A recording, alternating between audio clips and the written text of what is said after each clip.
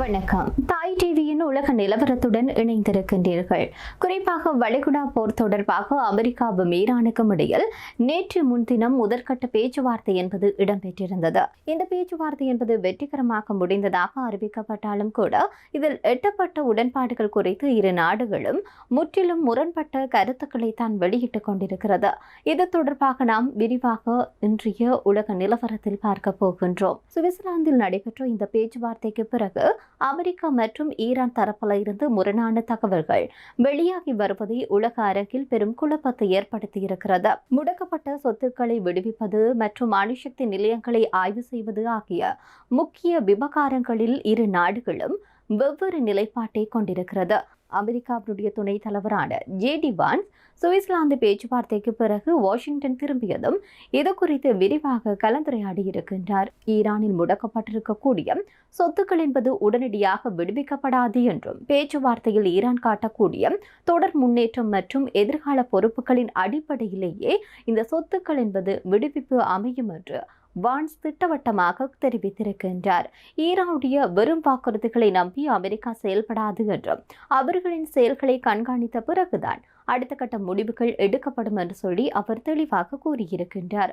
அது மட்டுமன்றி அணுசக்தி முகமையினுடைய ஆய்வாளர்கள் ஈரானுக்கு அனுமதிக்கப்படுவார்கள் என்றும் ஈரான் ஒப்புக்கொண்டுள்ளதாக வான்ஸ் தெளிவுபடுத்தினார். ஆனால் ஆய்வாளர்கள் ஈரானுக்கு சென்ற பிறகு அவர்கள் எவ்வாறு செயல்பட அனுமதிக்கப்படுவார்கள் என்பதை உன்னிப்பாக கண்காணித்த பின்னர்தான் தங்களுடைய அடுத்த கட்ட பேச்சுவார்த்தை என்பது அமையும் என்று அவர் தெளிவுபடுத்தியிருக்கின்றார்.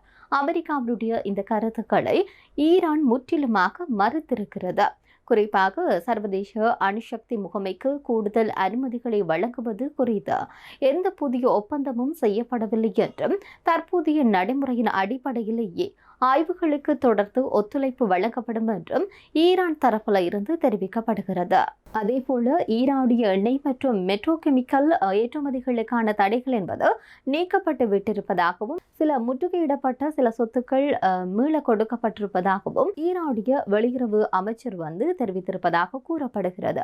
இதே நேரத்தில் ஈரானுக்கு மறுசீரமைப்பு மற்றும் வளர்ச்சி திட்டம் தொடங்கப்பட்டுள்ளதாகவும் அவர்கள் தெரிவித்து நிற்கின்றனர்.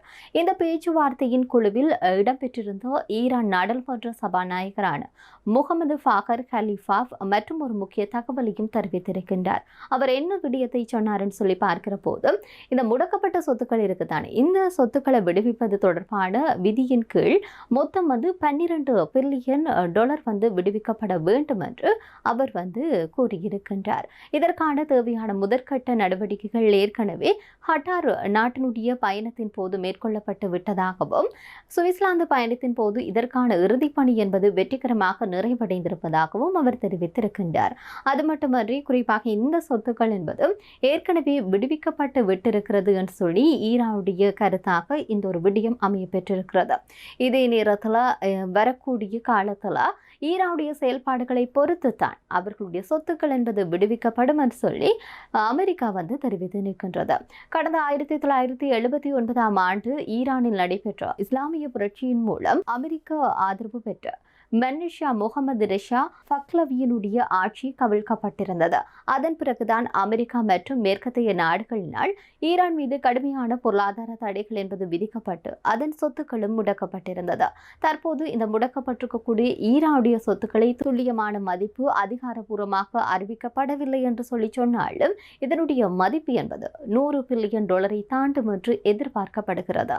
இதே நேரத்தில் இந்த முடக்கப்பட்ட சொத்துக்களே தற்போது அமெரிக்கா ஈரான் பேச்சுவார்த்தையில் மிக முக்கியமான ஒரு மையப்புள்ளியாக இருந்து வருகிறது என்பதையும் நாங்கள் அங்கிருந்து வரக்கூடிய செய்திகளின் அடிப்படையில் பார்க்கக்கூடியதாக இருக்கிறது. தன்னுடைய சொத்துக்களை உடனடியாக விடுவிக்க வேண்டும் என்பதை ஈரானுடைய தற்போதைய நிலைப்பாடாக இருக்கிறது. இந்த நிலைப்பாட்டில் பார்க்கிற போது அமெரிக்கா சற்று மாறுபட்ட நிலைப்பாட்டை கொண்டிருப்பதையும் பார்க்கக்கூடியதாக இருக்கிறது. இனி எதிர்வரும் காலத்தில் எப்படியாக மாறப்போகிறது, உண்மையில் இந்த சமாதானம் என்பது நீடித்த சமாதானம் என்பது நிலை கொள்ளுமா என்பதை நாங்களும் பொறுத்திருந்துதான் பார்க்க வேண்டும். மற்றும் ஒரு உலக நிலவரத்துடன் சந்திப்போம். நன்றி.